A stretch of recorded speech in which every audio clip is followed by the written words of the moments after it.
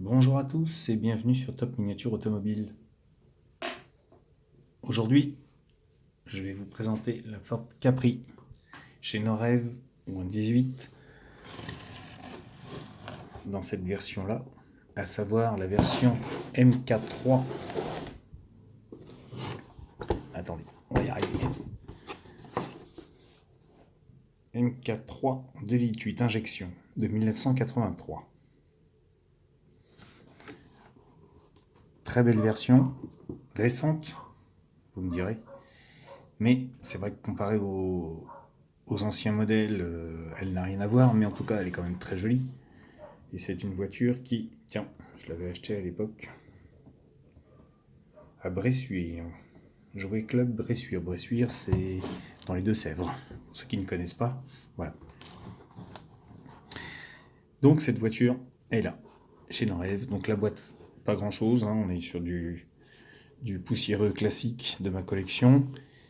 Et on va détailler cette petite merveille. Alors, je vais faire une pause, le temps de la sortir de la boîte, pour gagner un peu de temps, et je vous reprends tout de suite derrière. Voici donc cette beauté. Alors, je vous avais présenté déjà une Ford Capri chez Minichamp, ou un 18, donc voici la version Norev, version plus récente, plus moderne, de cette mythique voiture emblématique des années... Mythique voiture emblématique, ça veut rien dire ce que je suis en train de dire. Donc, dans cette voiture emblématique des années 70, qui pour moi a marqué mon époque. Quand je les voyais passer, ces voitures, j'adorais, et j'adore toujours, ces voitures qui sont d'une grande beauté, avec des lignes qui inspirent le respect automobile. Et Norev, en nous présentant ce modèle, a fait du bon travail, car elle est très jolie. Alors on va commencer par le latéral, et on peut le voir, les proportions sont superbes sur cette voiture.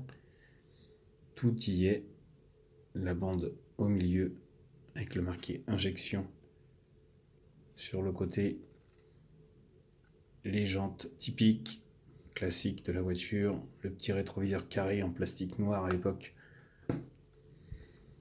très beau,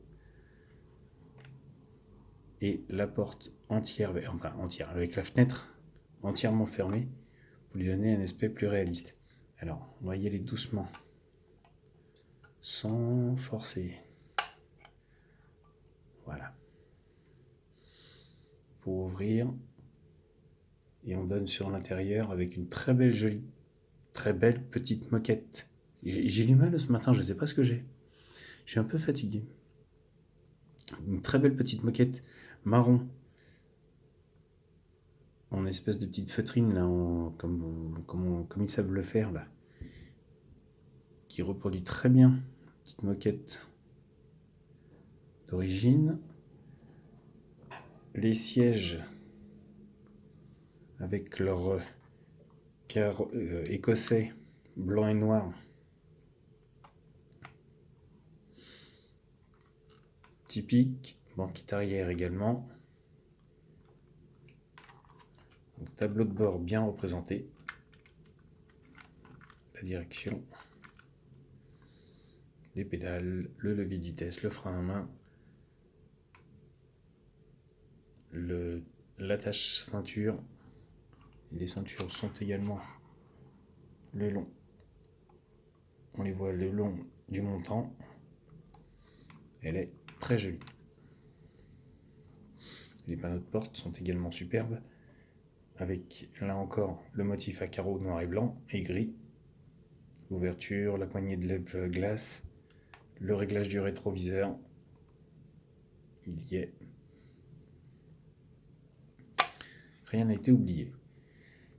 L'arrière, typique, alors bien sûr on est sur le modèle récent, avec les gros feux arrière, la plaque en allemand, la plaque allemande, les deux sorties d'échappement, le gros pare-choc avec les butées,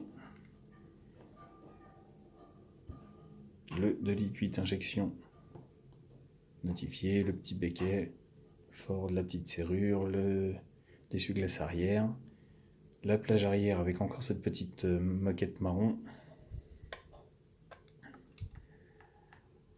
et un coffre qui s'ouvre, une plage arrière qui se lève,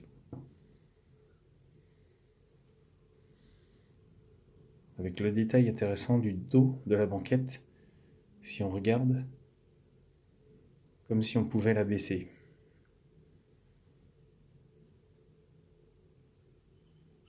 C'est très joliment fait.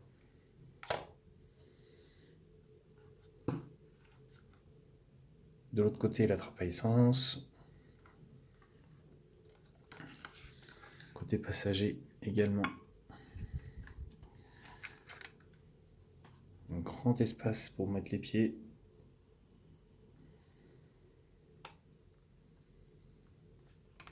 Rien à dire sur la finition intérieure, les sièges ne se rabattent pas.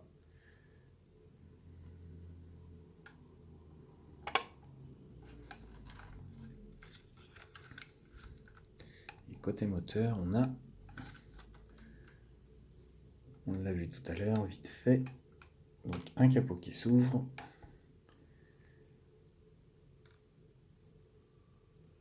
Et un moteur qui est à moitié présent, puisqu'on a juste, on va dire, le haut du moteur qui est représenté. Le bas moteur n'y est pas. Avec un semblant de batterie ici, bocal, durée, tuyau, quelques petits détails. Pas une grande finition, mais il y a du détail quand même. L'avant avec les 4 feux ronds typiques. Le logo Ford à l'avant, la plaque d'IMAT en allemand toujours, les clignotants. Le bas en gris. Ah oui, j'ai oublié de vous dire la particularité. Le deux tons, noir et gris. Très joli. Elle ressort vraiment très bien cette voiture. Elle est un peu lourde, faut l'avouer, parce qu'il y a de la finition.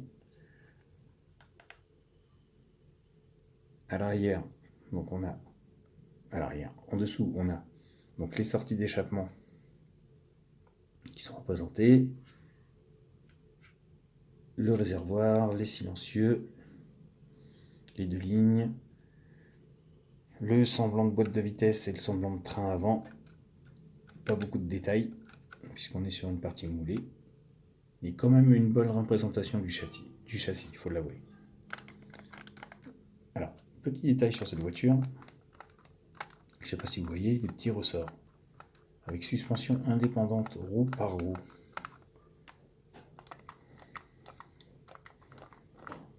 Avant, arrière.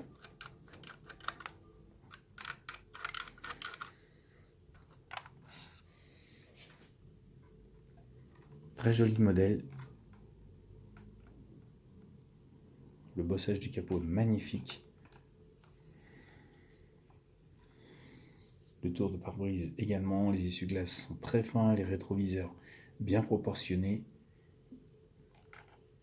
Petit détail, le lave-glace arrière pour la lunette arrière est présent sur le toit.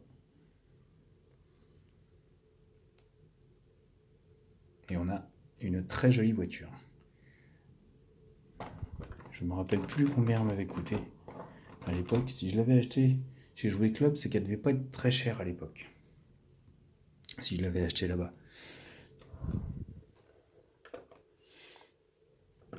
Ce que j'aimais bien quand j'allais en vacances dans les Deux-Sèvres, c'était justement traîner les magasins de jouets, et donc le fameux Jouet Club de chez Bressuire, je l'ai visité plusieurs fois. Et donc, si j'ai ramené cette voiture, c'est qu'elle ne devait pas coûter bien cher.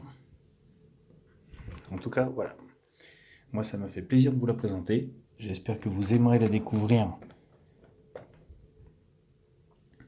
telle qu'elle est là. J'espère que ça vous donnera envie de l'acquérir et de compléter votre collection avec. En attendant, laissez-moi vos commentaires, n'hésitez pas. Pour ceux qui ne sont pas abonnés, allez-y, c'est le moment. Et puis sur ce, je vous laisse et je vous dis à bientôt pour une nouvelle vidéo.